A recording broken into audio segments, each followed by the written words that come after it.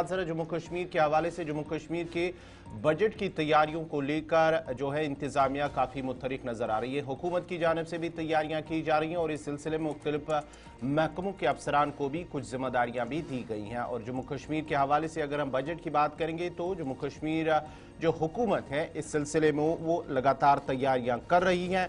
Budget session जो होने वाला है अगले माह, जो फिलहाल खबर आ रही है इस सिलसिले में जो नोडल अफसरान हैं उन्हें तैनात करने के हवाले से उन्हें नॉमिनेट किया गया है, जो नोडल अफसरान हैं, और उसके साथ साथ ही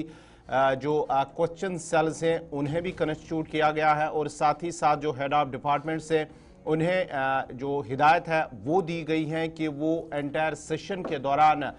वहाँ पर मौजूद रहे। बाज़ाब्ता तौर पर सरकारी अमले को ये हिदायत दी गई है और उसके साथ साथ ही आपको बताते चले कि बजट सेशन के हवाले से अगर हम बात करेंगे तो जम्मू कश्मीर हुकूमत की जानिब से बजट सेशन की तैयारियां जोरों पर है और इस सिलसिले में नोडल अफसरान को नॉमिनेट किया गया है और साथ ही साथ कंस्टिट्यूट एक जो क्वेश्चन सेल्स हैं सेशन के दौरान उन्हें भी कंस्टिट्यूट किया गया है और साथ ही साथ जो हेड ऑफ डिपार्टमेंट्स हैं उन्हें भी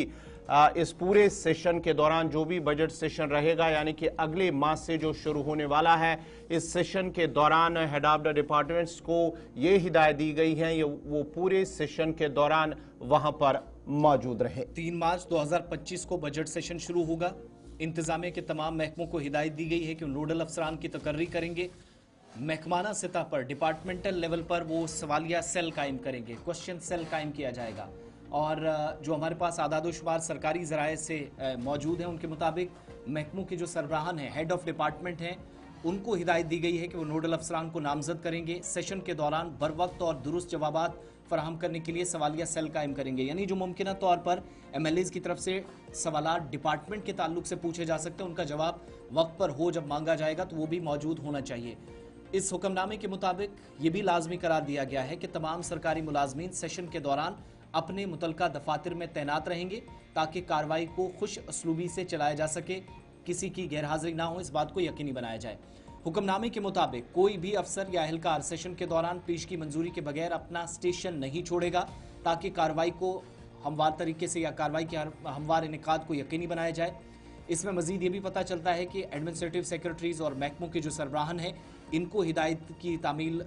को यकीनी बनानी है, इस बात पर ज़रूर जोर दिया गया है। साथ साथ रिपोर्ट्स ये भी बताती हैं कि कानून साज असेंबली के 90 में से 82 मेंबरान या जो MLAs हैं तकरीबन 800 सवालात और 80 प्राइवेट मेंबर्स बिल जमा कराए हैं।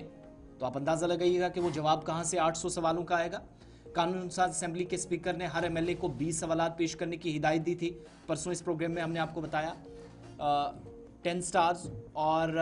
10 नॉन स्टार्स वाले जुमरे में 3 प्राइवेट मेंबरों के बिलों के साथ इजाज़त MLAs को दी गई, लेकिन सेशन के दौरान सवालात पूछने पर कुछ पाबंदियां आयद की गई हैं। ऑल इंडिया सर्विसेज से मुतल्लिक तहरीरी सवालात बशमूल IAS, police, law and order और सिक्योरिटी के मामलात की इजाज़त नहीं दी जाएगी क्योंकि ये सरकार के डोमेन में नहीं है, तो इस पर सवालात नहीं पूछे जाएंगे। जबकि स्पीकर इन्हीं खुसूसी हालात में इजाज़त देंगे अगर ज़रूरत पड़ी। ऑल इंडिया सर्विसेज से मुतल्लिक मसाइल पर बहस को भी खारिज कर दिया जाएगा।